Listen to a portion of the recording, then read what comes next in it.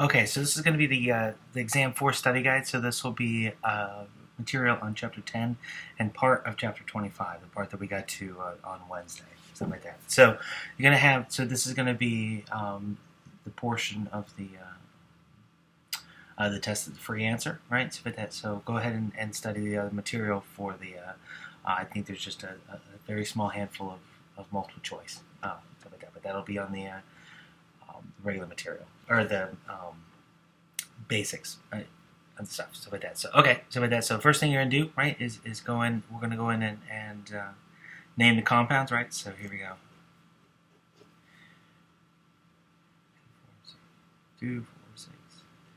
There we go. Bromine. There. Okay. Right. Don't forget, you can put in the dots for the carbons. Right? Okay, so with that, so now remember with the with halides, you don't get priority to it. They're just like methyl groups. You don't give in that you don't give priority to them, right? So with that, so we need to do the longest chain. So it's just like the when we were naming alkanes, we have to go from one end and the other and pick the lowest number when you add them up. So like that. So here we go. So we need to find the longest chain, right? So 1, 2, 3, 4, 5, 6, 7, 8, 9.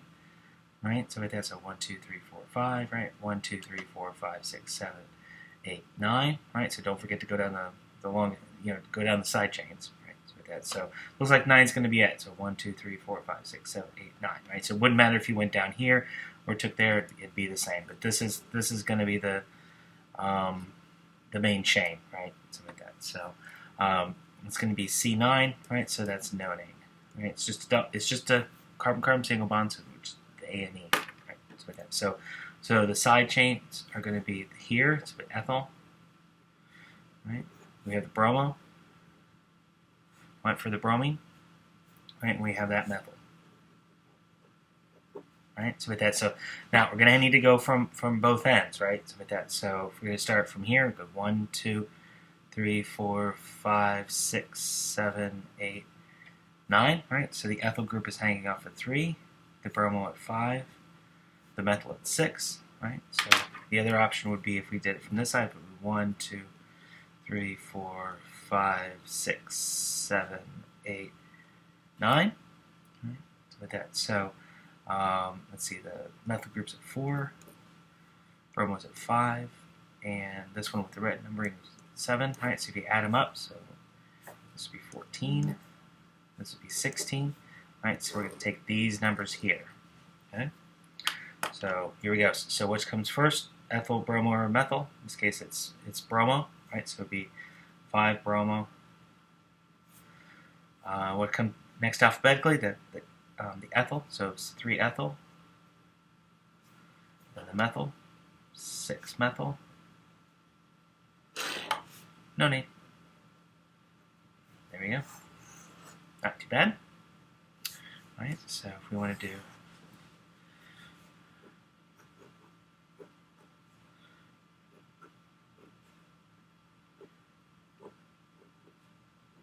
that, okay. Don't forget, you can put in the carbons here, right? So with that, so here we've got the our main chain because it's the largest, right? So you either do the full ring or you do the side chain. You can't like go here and then down and then around, so like that. So it's either a straight chain or a ring, so like that. So in this case, the ring is 6. The longest chain here is 3. So this is going to be our main chain, right? Right. So we have, right. So it's C6, which would normally be hexane, right? But since it's in a ring, it becomes cyclohexane. Okay, so our side chains are going to be this one, and this one, right? So this one's the chloro, right? The methyl, right? And then this, it's a 2-propyl group, right? So it's 3 long, right? So it'd be propyl, right? But since it connects 1, 2, 3, right? Since it's connecting through the carbon 2, it becomes a 2-propyl group. You could also call it an isopropyl group. I prefer 2-propyl because it's a little more descriptive. So like that. But anyway, so with rings, right, you need to know where carbon 1 is, right? So what we're going to do is we're going to say, okay, what if this is carbon 1? What if this is carbon 1? And then what if that's carbon 1? Okay? So if this is carbon 1, so we say that's this, right? So if chloro's number 1, right, you go towards either clockwise or counterclockwise towards its nearest neighbor, right? So the nearest neighbor is here, so 2, 3, 4, 5, 6, right? So it becomes 1, 2, 4, right? The next option is to do the methyl group here, right? So this would be 1, right? So we're going to say that's 1, right? You go towards the nearest neighbor, which is here, so it'd be 2, 3, 4, 5, 6, right? So because 1, 2, 3, 4, 5, right? The other option would be to say, okay, if this is 1, go towards the nearest neighbor, 2, 3, 4, 5, 6. Right, so this would be, make this 1, and then that becomes the methyl 3, and then the chloro 4, right? So each one of these is going to spend a time at 1, and then we're going to see how these all add up, right? So this is 6, 7, so this is 8, and this is 8. Okay, so this is the lowest numbering, so we're going to use that, right? So which comes first? Chloro, methyl, or propyl. Now, if you do isopropyl, you're still looking off the propyl. Okay, the iso doesn't make a difference. Okay, so it becomes 1 chloro. The methyl comes next because it's alphabetically. So 2 methyl, 4, 2 propyl, cyclohexane. There we go.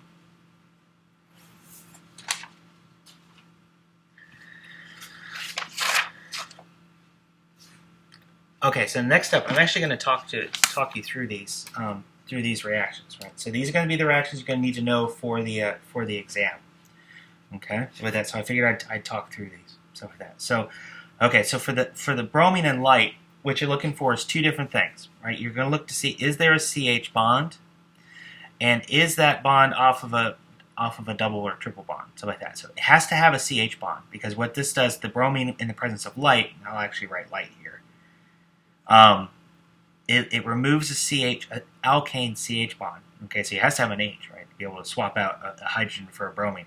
But that carbon cannot be part of a double bond, right? So there's no double bonds in here, in this molecule, right? So all of these things are eligible, right? So we can put, say, a bromine here, right? Swap out a hydrogen for a bromine here, which would lead this compound. Or we could put it here, which would lead to this compound. Or we could put it here, which would lead to that compound. Now, if we put it here, right, that does happen.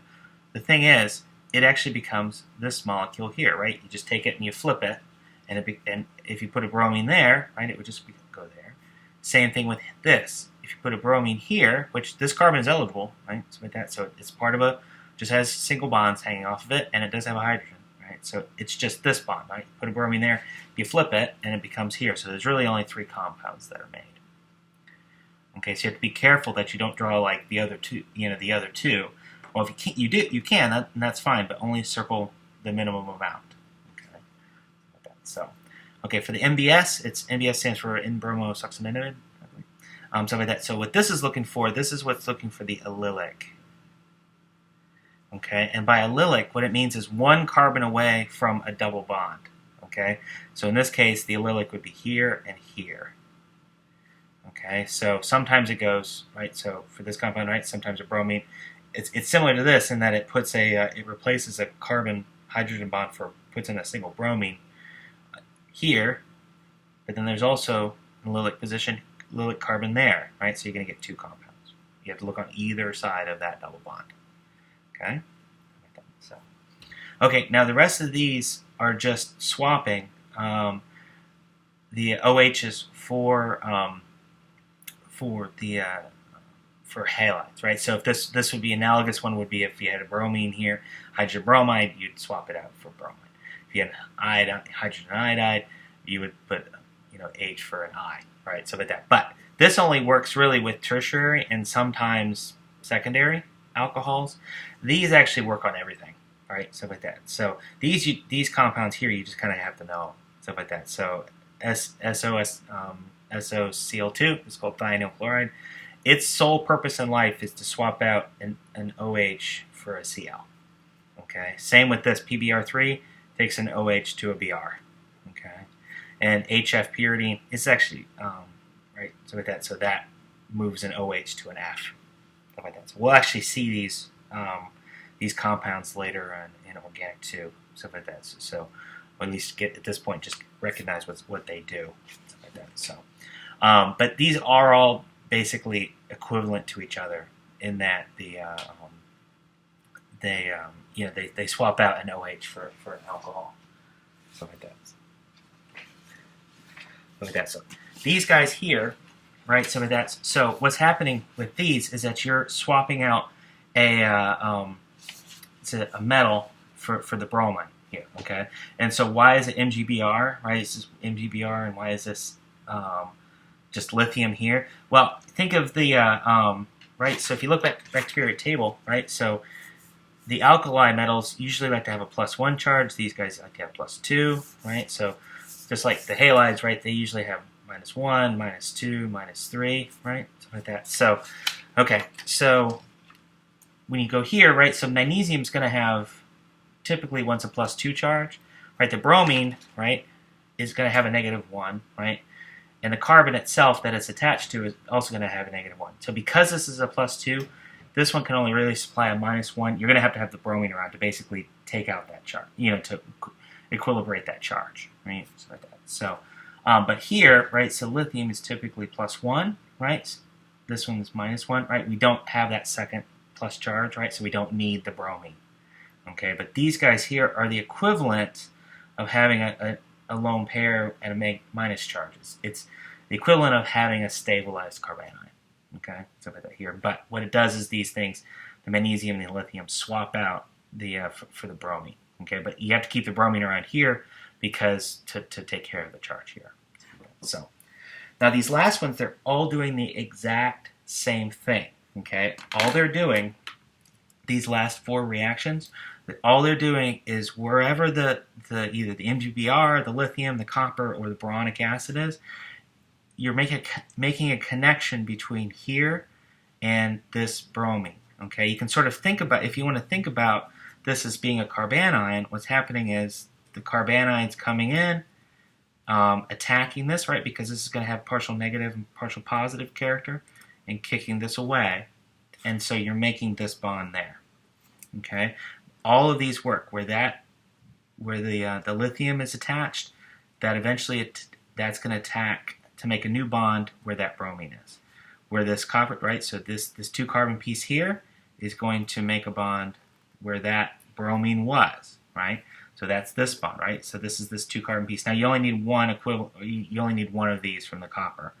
So like that. So this other part can go up and do another one. Stuff like that. So this 2 carbon piece becomes here, and this is where the bromine was attached, and so that's where you put those 2 carbon pieces. Same thing here, right? You have the boron, right? You have the where the bromine is. That's where the bond's going to go. Okay. So like that. Now this thing it's just the sign I switched. I flipped it accidentally. Stuff like that. But notice where these groups are attached. The magnesium, the lithium, the copper, the boronic acid. It's just making a new bond, right, where that bromine was, right? So here, here, here, and here. That's all we're doing. This is 4 different ways to do the exact same thing. Okay? So like that. So not too bad. These are the only reactions you're going to need to know. You can't forget about the reactions from, stuff like 8 and 9, stuff like that, because we're going to need those further on. But this exam is just going to be on these reactions, these particular reactions. Okay? Stuff like that. So, like that. So, okay, so we're going to predict the products. Stuff like that. So, okay. So if we have something like this, so Br2 and light, right? So what are we looking for? We're looking for CH bonds, right? Alkane, right? So we're looking for C double bond C's, right? Because it can't react on a C double bond C, right? But all of these, right, are eligible, right? They're all alkanes, right? Because they're all hanging off of, they all have hydrogens. They're all hanging off of carbon bonds, right? So we could put, say, a bromine in any one of those places. However, here, I'll draw the first one. So if you drew it here, right, that's good, right? But if I draw this one, right? This molecule is just that molecule rotated, okay? And same goes with all of these, okay? You just rotate it around and it turns into this one, okay? And so really, there's only one molecule that you make. Not too bad. But that's, so if you put it here, here, here, here, here, right, you really only need one compound because they all make a single compound. Okay, so for this one, right, SOCl2, right, again, its purpose in life is to swap an OH for a Cl. Okay, so you're just going to swap that out. There you go. Oop, I'm going to do these backwards. Right, so don't forget, right, so right? Where these things are attached, that's where it's going to go. If you want to do a, you know, think about a mechanism, right? You could just, that's going to tack there, kick this away, right? But basically, where the MGBR is going, that's going to make a new bond where the bromine is over here. So you're going to make, right? Right. So you're going to make. So this is the new bond that's formed. Okay.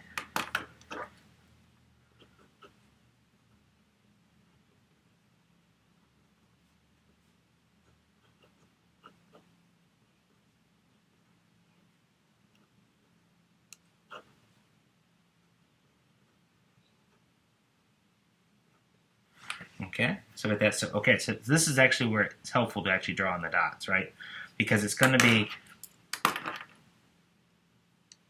right, so this carbon here, where the boronic acid, is going to attach where that boron was, okay? So the final molecule,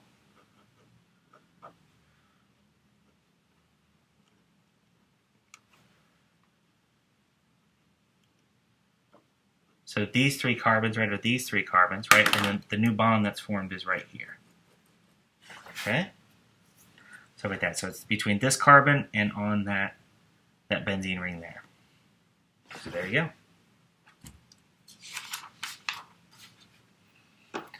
There is going to be a mechanism. It's going to be very similar to this.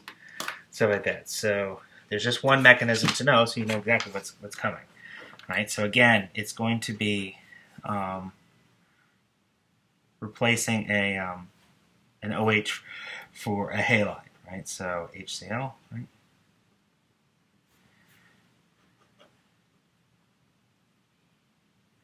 Right? So here we go, right? So these, right, the lone pairs, right, have negative character to them, right? So this has, right, this is a polar molecule, right? So the H is going to have plus charge, partial plus, this is going to have partial minus. So these lone pairs are going to attack that hydrogen and push the chlorine away. Okay, so you're going to get this.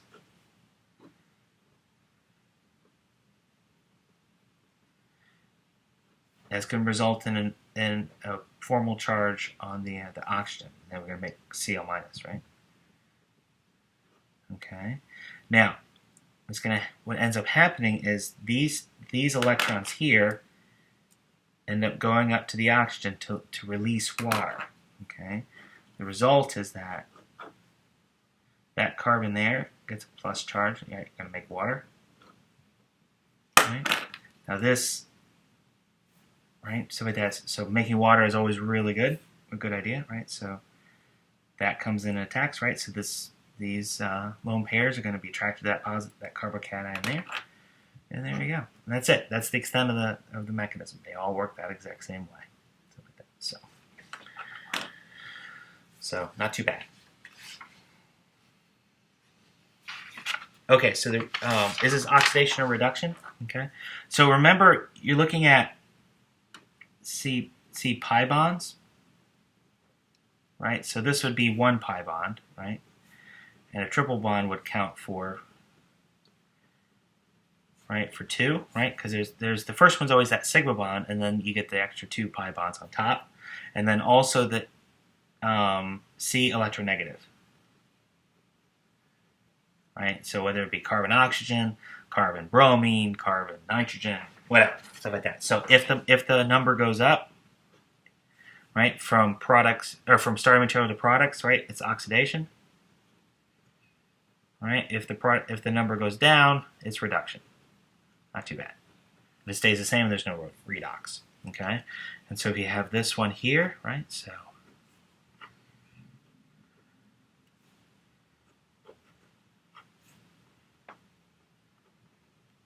right? So we have this pi bond here, right? So the first one's a sigma, so the next one's the double bond, that's the pi bond, right? So we have one, and then we're going to two electronegatives, right? Carbon electronegatives, right? So it goes to two. Since it goes from 1 to 2, right? This is oxidation. Okay. Next up, diball.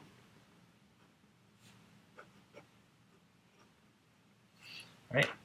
So we're going from, this is actually 3 CO bonds, right? So 1, 2, 3 CO bonds here. So going from 3, there's 2 here, and then there's 1 there.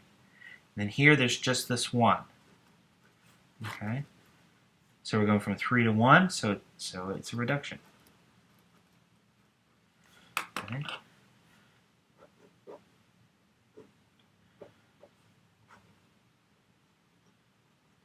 So if we do this sequence here, right there, right? So here we go. So here we have, right, we have a triple bond, right? So the first one's a sigma, and so pi, right? So it becomes 2. It has 2 carbon-carbon pi bonds, right? So with that, so. And then here you have two carbon-oxygen bonds, right? So since you're going 2 to 2, right, this is no redox. Okay? Here we go. So you just count them up. Make sure you count them up properly. And, right, you'll be good. So like that. So you're looking for carbon-carbon pi bonds, and then C electronegative bonds. Again, if the number goes up, it's an oxidation. If the number goes down, it's a reduction. If it stays the same, it's no redox. So look at that. So there you go. Not too tough. So. Okay, so now we're going to get into the carbohydrate section. Right. So with that. So for this one here, right. So you've got 2 different things. Right. So I'm going to give you. Actually, I'm going to just give you the bottom part of this, right? So there's 2 things you're going to need to know, right? You're going to need to know how many carbons there are, and if it's an aldehyde or a ketone.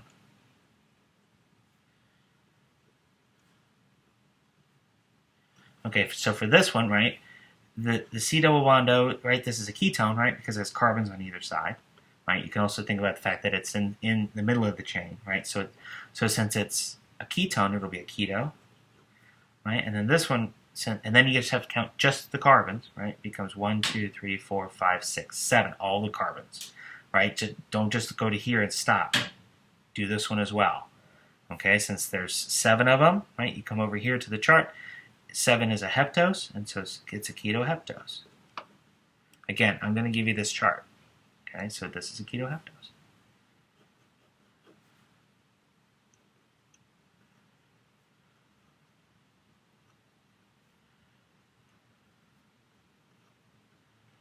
Okay, so here's another one, right? So with that, so it's an aldehyde, right? Because it ends in an H. Okay, C double bond O H, right? So this is going to be an aldo. Okay, and then we need to count the carbon. So it's 1, 2, 3, 4, 5, 6, right? So 1, don't forget that there's a carbon here underneath that. Then you don't count that. You don't count the hydrogen, right? Because it's a hydrogen. Okay, so yeah, so it only goes 1, 2, 3, 4, 5, 6. So it's a So you come over here, so it's a aldohexose. Not too bad, right? With that, so ketoheptose, aldohexose. Okay, so usually when I grade these things, I get 1 point for if you get the aldo keto right, 1 point if you get the chain length right. So not too bad. Okay, so D and L configuration. Okay, so there's 2 different ways, right? So depending on what kind, if you're doing a straight chain or a cyclic form, right?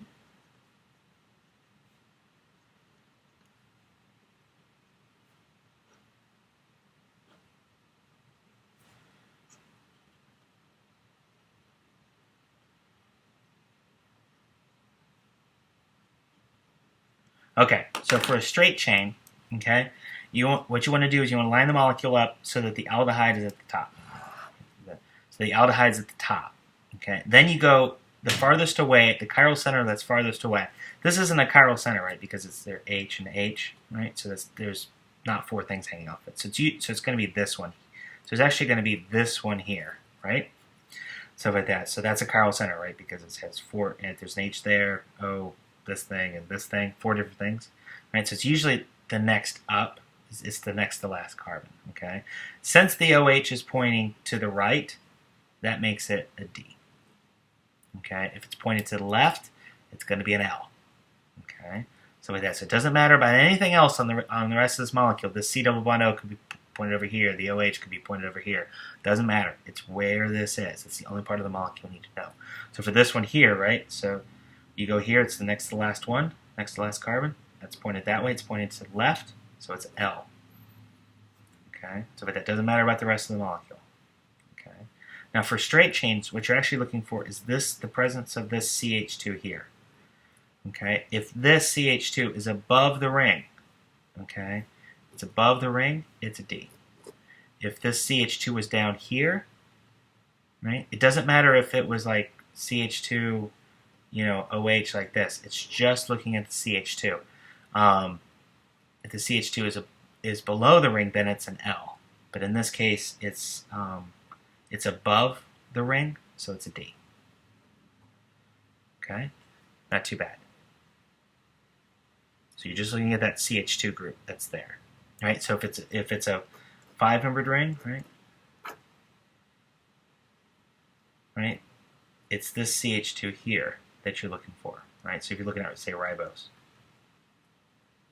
again, you're looking at that one. It's above the ring, so it's D. Okay, not too bad. Lastly, we're going to look at the linkages. Okay, so there's a couple of different things you need to look at for these things. Okay, so you need to look at them individually, right? So you're going to have, right? So there's going to be 2 linkages here, and there's going to be a big black arrow saying, "What's this?" Okay, so the linkage here. Okay, so there's 2 different things. First thing you need to do is you need to figure out which one's the left and which one's the right sugar. Okay, and you just look at them independently. Okay, so you really only care about that one right now. Okay, these 2 sugars, right? This ring is shifted over to the right. This one's shifted over to the left. So for this linkage, this is the left sugar. Okay, so like that. So first thing you might want to do is go ahead and get the numbers. Okay, so this is it's a 6-membered ring, right? So with that, so it's probably gonna be a 6-carbon sugar. The last carbon is gonna be on the outside, right? So when you do the numbering, it's sometimes easier to go backwards and say what's sticking out. It's going to be carbon 6. So go back here, 6, 5, 4, 3, 2, 1. If you get to this point, there's 1, something's going on. Yeah, don't make this 1, right? So if you get here to 2, that means you've missed one. Most likely the ones 9 times out of 10, the students have either missed this one, the last one, or this one here. Those are the 2 that students often miss. They miss that there's a kink here, which means that there's a carbon. Okay, so this one out here is a 6. Okay, so doing it here, right? So carbon here, there, and there, right? And so this 6-membered ring, so it's probably a 6-carbon sugar. So here we go. So this is 6, 5, 4, 3, 2, 1. Okay, so with that, so we've got the numbering for these sugars down, for these 2 sugars down. Okay, and so what we'll do is we'll say, okay, here's the linkage here, right? From the left-hand sugar, is it going up or down? In this case, it's going down, so that means it's alpha. Okay, relative to the left-hand sugar, it's always going down, so it's alpha. And then you got to say, where's it coming from on the left hand to where's it going to on the right hand? So it's going from carbon 1 arrow to carbon 6. So it's an alpha 1,6 linkage.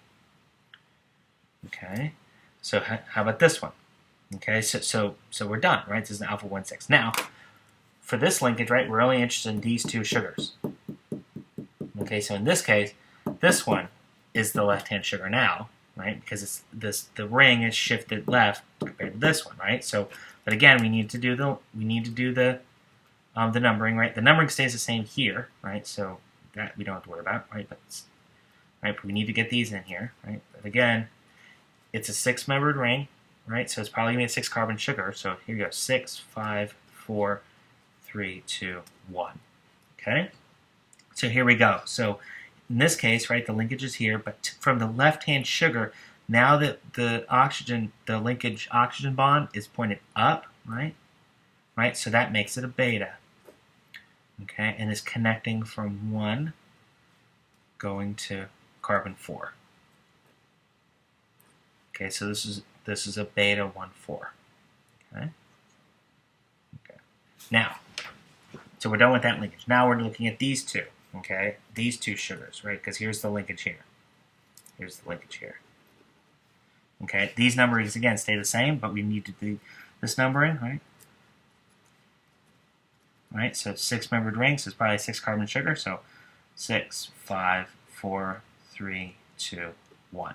Okay, so this ring here is shifted left compared to this ring, right?